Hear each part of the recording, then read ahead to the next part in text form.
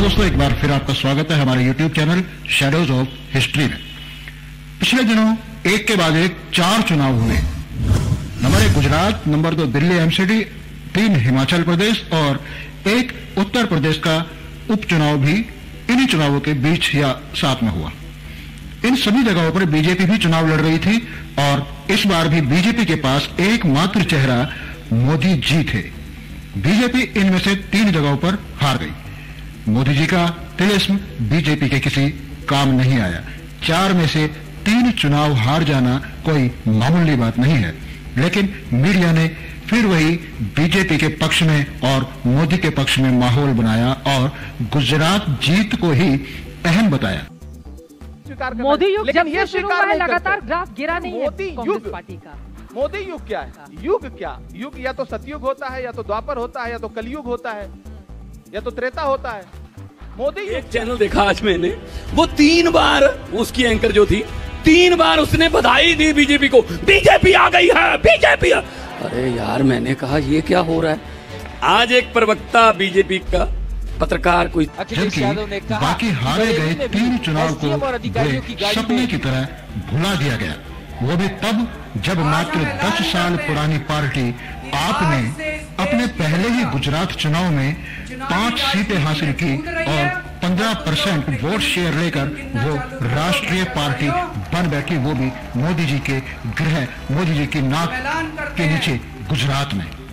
कि आज से हम लोग चुनावी राजनीति में कूद रहे हैं।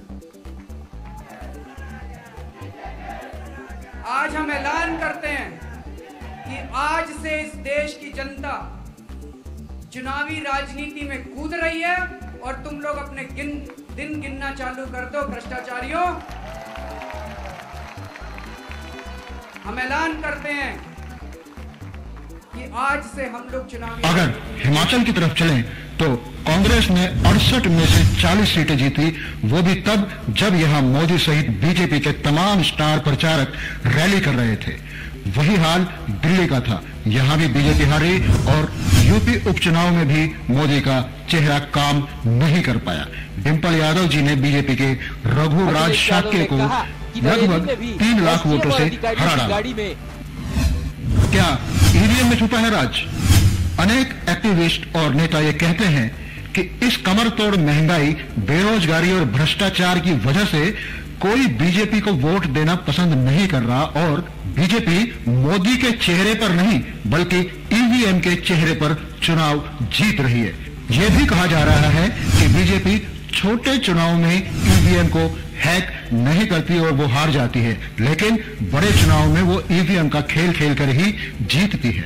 और ये जीत जनता को ज्यादा अटपटी ना लगे, इसके लिए फर्जी एग्जिट पोल मीडिया चलाती है और इसके एवज में मीडिया को मिलते हैं सरकारी बड़े बड़े और महंगे विज्ञापन। सुनिए। हैरानी की बात है कि 1 वोट डालने में जहां 60 सेकंड लगते हैं, अगर आप औसत निकालेंगे 5 बजे से 6 बजे के दौरान, तो 1 वोट डालने में 45 सेकंड लगे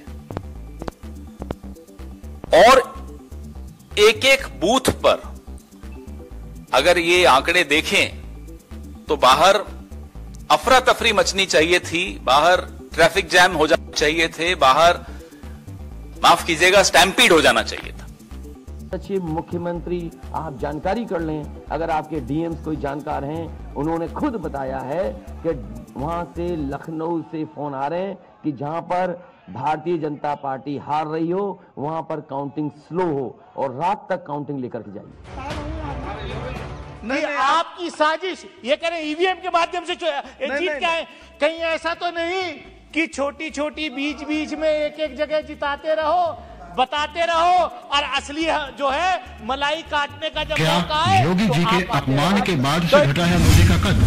नवंबर 2021 में एक अजीब घटना घटी जब पूर्वांचल एक्सप्रेस वे का उद्घाटन करने मोदी जी पहुंचे तो मुख्यमंत्री योगी आदित्यनाथ जी उनके स्वागत हेतु एयरपोर्ट गए, लेकिन मोदी जी ने उन्हें अपमानित करते हुए उन्हें यूं ही छोड़कर अनदेखा कर वो गाड़ी में बैठकर चल दिए।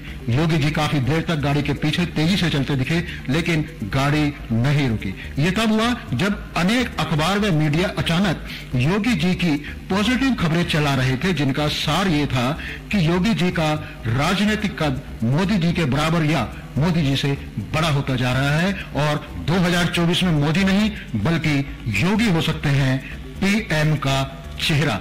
बस इसके बाद ही कुछ ऐसी खबरों का दौर चला जिससे लगा कि मोदी जी योगी जी से शायद भयभीत हैं और वो नहीं चाहते कि योगी जी को खुला छोड़ा जाए। इसके बाद 29 मार्च 2022 को केंद्र की मोदी सरकार ने यूपी सरकार के लिए एक नियम जारी किया, जिसके अनुसार यूपी सरकार के पिछले 5 साल के कार्यरत रहे सपोर्ट यानी सहायक स्टाफ को सूची से बाहर कर दिया गया और यूपी सरकार को केंद्र की तरफ से सहायक स्टाफ की एक सूची जारी की गई, जिनमें निजी सचिव व सहायक सचिव जैसे पद शामिल थे। केंद्र द्वारा जारी इन अफसरों के पास अधिकार था कि वो बिना योगी सरकार को बताए ही कोई भी सूचना सीधे पीएमओ को दे सकते थे। इसके साथ ही साथ एक दूसरा असर यह हुआ कि अचानक बीजेपी आईटी सेल और मीडिया पर योगी जी की मौजूदगी काफी कम कर दी गई। उनका इस्तेमाल सिर्फ चुनावी रैलियों तक सीमित कर दिया गया। इससे योगी जी के समर्थकों में काफी असहजता दिखी, जिसका असर मोदी की छवि पर भी जरूर पड़ा। सबसे ज्यादा चोट पहुंचाई अरविंद केजरीवाल ने। आक्रामक राजनीति करने में अरविंद केजरीवाल की आप भी बीजेपी से पीछे नहीं है, लेकिन ये काम भी करते हैं और वादे भी पूरे करते हैं। गुजरात चुनाव में मोदी सहित पूरी बीजेपी सिर्फ अरविंद को कोसती दिखी, जबकि अपना किसी भी प्रकार की उपलब्धि बीजेपी कहीं बताती नहीं दिखी। मुफ्त की रेवड़ी बांटकर वोट बटोरने का कल्चर लाने की भरसक कोशिश हो रही है। ये रेवड़ी कल्चर देश के विकास के लिए बहुत घातक है। लोग रहते हैं दिल्ली में, एक एक आदमी का इलाज मुफ्त है। क्या मैं आपके बच्चों को अच्छी शिक्षा देने की जिम्मेदारी मेरी, आपके बच्चों को अच्छा रोजगार देने की जिम्मेदारी मेरी। कोई पार्टी आके आपको अच्छे स्कूल के नाम पे वोट नहीं मांगेगी। केजरीवाल आपसे स्कूल और अस्पताल के नाम पे वोट मांग रहा है। मैं करके आया हूं दिल्ली में, पंजाब के अंदर भी कर रहे हैं हम लोग।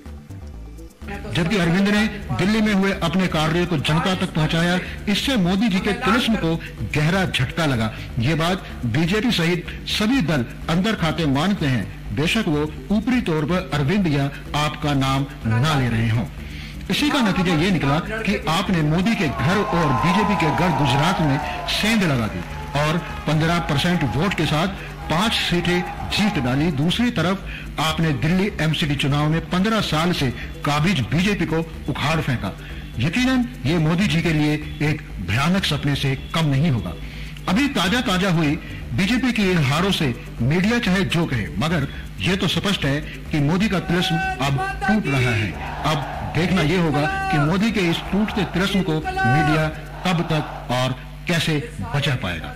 आज के इस वीडियो में बस इतना ही। आपको यदि हमारे वीडियो पसंद आ रहे हैं तो कृपया इन्हें लाइक करें, शेयर करें और कमेंट अवश्य करें।